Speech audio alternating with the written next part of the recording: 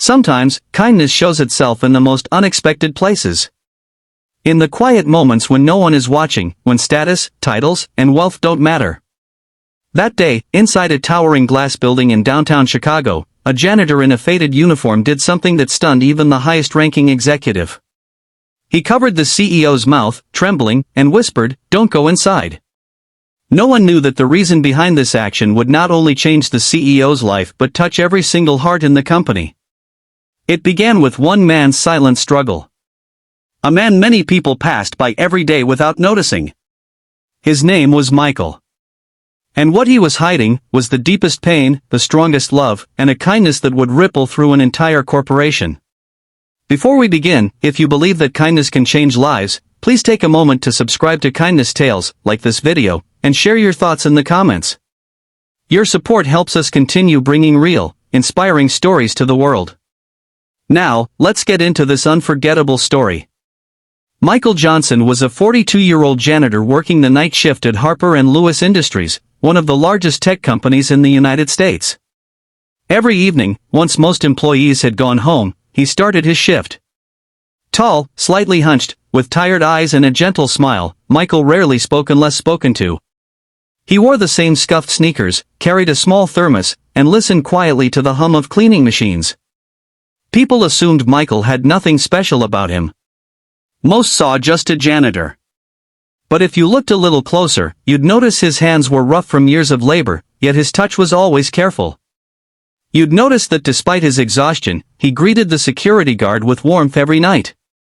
And if you happened to see him around 11:30 p.m., you'd find him sitting quietly in the break room, looking at a photo of a little girl, his daughter, Lily. Lily was 12 years old, bright, energetic, born with a congenital heart condition. 2 years earlier, Michael's wife passed away suddenly, and everything changed. He became both father and mother, caretaker and provider. He worked 2 jobs, janitor by night, delivery driver on weekends. He couldn't afford to show weakness. He couldn't afford to stop. But his life was about to cross paths with someone at the very top. Someone who believed kindness belonged in motivational posters, not in boardrooms. Her name was Olivia Harper, 39, newly appointed CEO and daughter of the company's founder. Brilliant, determined, known for her sharp decisions, she had little patience for inefficiency or emotional distractions. People described her as tough but fair, though most saw the tough more than the fair. Her days were packed, her schedule tight. She rarely stayed past 7 p.m. But tonight, she did. That evening, after an intense meeting, Olivia returned to her office to retrieve some documents she had forgotten. The office was mostly empty. Lights were dimmed. The cleaning crew had already begun. As she walked toward her office in her heels, Michael noticed her through the glass corridor. But what she didn't know, what no one knew, was that inside her office lay something Michael had placed there hours earlier. Something he hoped no one would find until morning. Earlier that night, Michael had brought Lily with him. She wasn't feeling well, and he couldn't leave her alone at home.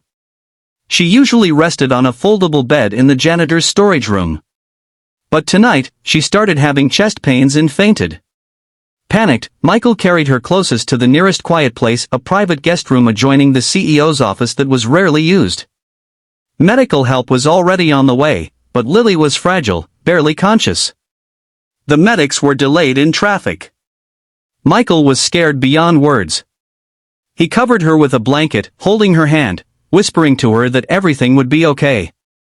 When he saw Olivia striding towards the office, his instincts kicked in. Without thinking about his job or the consequences, he ran down the hallway. She reached for the door handle. Michael grabbed her wrist gently at first. She turned, startled. Then, in a moment of panic, he placed his hand over her mouth and whispered, voice breaking, "Don't go inside, please." Olivia froze. Shocked. Her first impulse was to call security, but she saw something in his eyes. Fear. Desperation. Pain. Michael slowly lowered his hand and backed away, shaking, "Ma'am? I'm sorry. Please. I swear I'm not trying to hurt anyone. But you can't go in there right now." Her eyes narrowed. "Explain. Right now." He hesitated. Tears welled up. He swallowed hard. My daughter, she's inside. She fainted. The ambulance is coming. I didn't know what to do. His voice cracked. I'm sorry. I just picked the closest, quietest room. I'll take responsibility. Fire me. Just, not now. Not while she's still, please. Olivia didn't move. Her expression changed. Her voice softened. Your daughter? Inside? He nodded silently, tears falling. Without another word, she walked past him, slowly opened her office door, and saw her. A little girl on a couch, pale, clutching her father's jacket. Olivia's heart clenched. Suddenly business deadlines, financial reports, shareholder meetings, all of it vanished from her mind. She rushed to Lily's side. How long has she been like this? About 20 minutes, Michael whispered. The medics are on the way. I didn't know where else to go. Olivia looked at him. You did the right thing. He blinked in disbelief. She grabbed her phone, called the hospital directly, and within minutes, arranged for emergency medical escort. When the paramedics finally arrived, she personally helped them through the elevator. Michael followed closely, barely breathing. As they wheeled Lily out, Olivia turned to Michael. Go with her. I'll take care of everything here. He hesitated. My shift. I can't leave. She placed a firm hand on his shoulder. Yes, you can. And you should. No job is more important than your child. Go. That night, at 1:15 a.m., Lily underwent emergency treatment. Olivia waited outside the hospital room with Michael, refusing to leave. She brought him coffee and a sweater from the staff lounge. Neither spoke for almost an hour. Finally, the doctor stepped out. She's stable now. She needs surgery soon, but she's out of immediate danger. Michael broke down in tears. Olivia quietly handed him a tissue. She's strong. Just like her father. He looked at her, overwhelmed. Thank you. I'll work harder, I'll pay for everything, I'll. She interrupted gently. You don't need to. The company has insurance. And I'll make sure it covers her treatment. His eyes widened. I can't accept that. You can, she said softly, because kindness is not weakness. It's strength. And sometimes, the strongest people are the ones cleaning up long after others have gone home. From that day, everything changed at Harper & Lewis Industries. Olivia ordered a full review of employee support programs.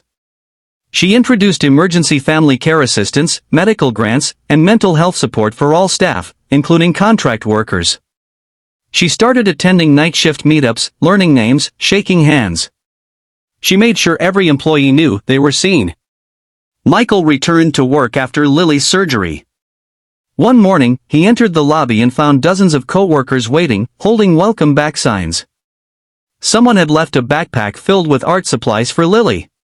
The CEO stood at the front, smiling. Michael stood in disbelief. Why, all this? Olivia replied, because sometimes the quietest voice echoes the loudest. Months later, at the annual company meeting, the crowd erupted as Olivia invited Michael to speak. Nervous, he stepped onto the stage. He looked at the audience and said, I've spent years thinking I was invisible. That my job wasn't important. That kindness was something I could afford only at home. But that night, I learned that kindness can exist anywhere. Even between people who live in different worlds. Even when it feels risky. I covered the CEO's mouth out of fear. She opened her heart out of compassion. And because of that, my daughter is alive today. If that isn't the power of kindness, I don't know what is. The entire hall stood up and applauded. Many in tears. Today, Lily is a healthy teenager. She often visits the company, bringing cookies for the cleaning crew and high fives for the executives. Michael still works there, not as a janitor.